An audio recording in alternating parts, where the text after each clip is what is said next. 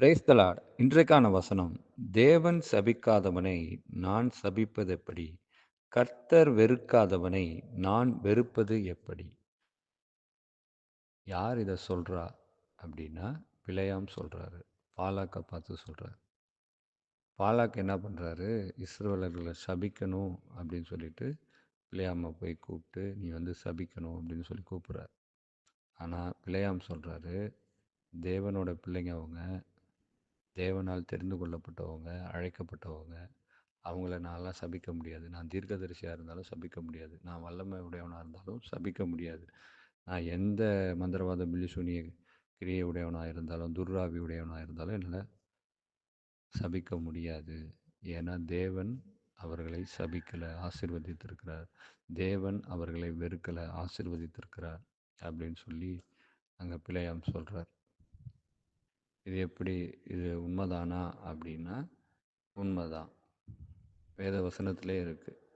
நோவா குடித்து வெறித்து நிர்வாணமாக இருக்கும்போது காம் அதை பார்த்து அந்த நிர்வாணத்தை யார்கிட்ட சொல்கிறான்? தன் சகோதரர்கள்ட்ட சொல்கிறான். அப்போ அந்த குடிவெறி தெளிந்து எழுந்த நோவா காம சபிக்கலை, மாறாக யாரை சபிக்கிறார்னா கானானை சபிக்கிறார்.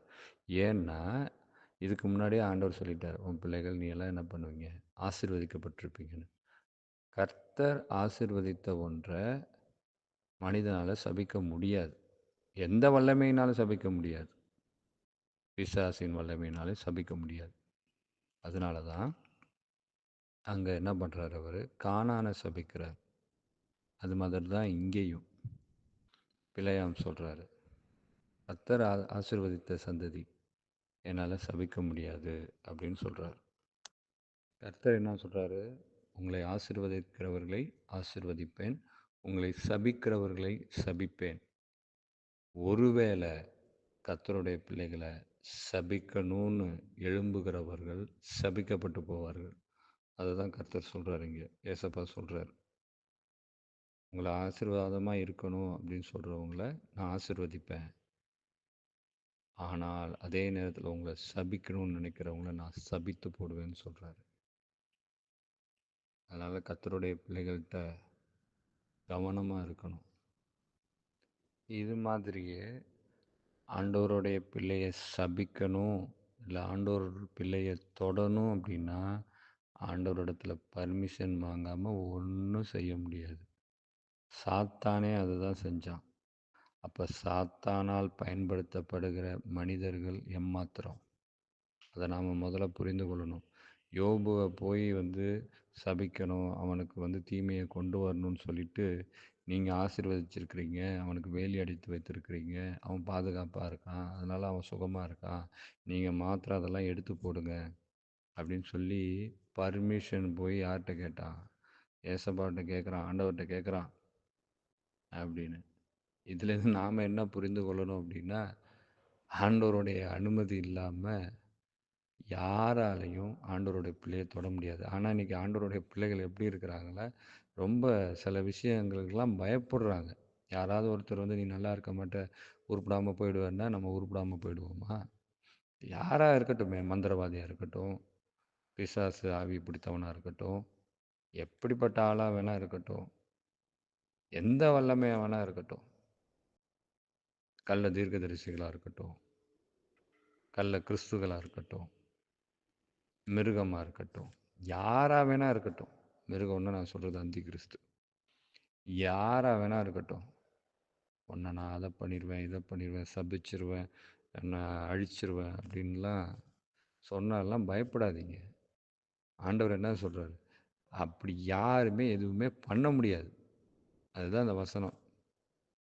கர்த்தர் வெறுக்காதவனை ஒருவனாலும் தொட முடியாது, கர்த்தர் சபிக்காதவனை ஒருவனாலும் தொட முடியாது. அதை முதல்ல நாம் புரிஞ்சுக்கணும்.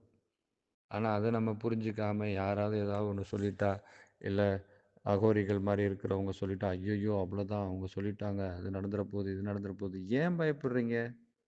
எல்லாம் தொட முடியாது. ஆனால் நம்ம அதுக்கு தகுதி உள்ளவர்களாக இருக்கணும். நம்ம ஆண்டவரிடத்துல எப்பொழுதும் கிட்டி சேர்ந்து ஆண்டவரோட நடக்கிறவர்களாக இருக்கணும், ஆண்டவரோட பிள்ளைகளாக இருக்கணும், ஆண்டவர் தெரிந்து கொண்ட பிள்ளைகளாக இருக்கணும். அப்போ நம்ம தைரியமாக என்ன பண்ணலாம்? எல்லாவற்றையும் மேற்கொள்ளலாம். அதான் வசனம் இருக்குல்ல, யாக்கோபுக்கு விரோதமான மந்திரவாதமும் இல்லை, இஸ்ரவேலுக்கு விரோதமான குறி சொல்லுதலும் இல்லை. நமக்கு வருகிற சூழ்நிலையை பார்க்கும்போது ஐயோ கைவிடப்பட்ட மாதிரி இருக்கும், ஐயோ இது நடந்துருமோ, இவங்க எதிர்க்கிறாங்களே, இவங்கள சபிக்கிறாங்களே, இவங்க நம்மளை வெறுக்கிறாங்களே, நம்மளை ஏதாவது பண்ணிடுவாங்களோ அப்படின்ற மாதிரி இருக்கும். அதான் ஆண்டவர் சொல்கிறார்ல, இமை பொழுது தான் உன்னை கைவிட்டேன், ஆனால் மிகுந்த இரக்கத்தினால உன்னை சேர்த்து கொண்டேன்றார். ஒரு இமை பொழுது தான், அந்த அளவுக்கு தான் அவர் நம்மளை கைவிடுவார். அதனால் அந்த இமை பொழுது கைவிடுறதே நம்மளால் தாங்க முடியலையே, ஒட்டு மொத்தமாக நம்மளை கைவிட்டால் நம்மளுடைய நிலைமை என்ன ஆகும்?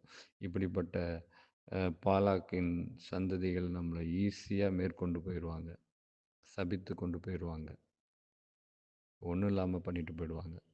ஆனால் ஆண்டவர் எப்பொழுதும் நமக்கு கோட்டையும் மரணமாக இருக்கிறார். அதனால் அவர் நம்ம கூட இருக்கிறார். அதனால் இப்படிப்பட்ட சாபம், மந்திரவாதம், பில்லி சூனியம், வேறு ஏதாவது துஷ்ட ஆவின் கிரியைகள், பிசாசின் கிரியைகள், பயமுறுத்தல்கள், இதற்கெல்லாம் அஞ்சவே கூடாது. ஏன்னா நான் ஆண்டவருடைய பிள்ளை, மனுஷன் எனக்கு என்ன செய்வான் அப்படிங்கிற நிச்சயம் நம்மிடத்தில் இருக்கணும், அப்படிங்கிற விசுவாசம் நம்மிடத்தில் இருக்கணும். காதுள்ளவர்கள் கேட்க கடவர்கள். ஆமென்.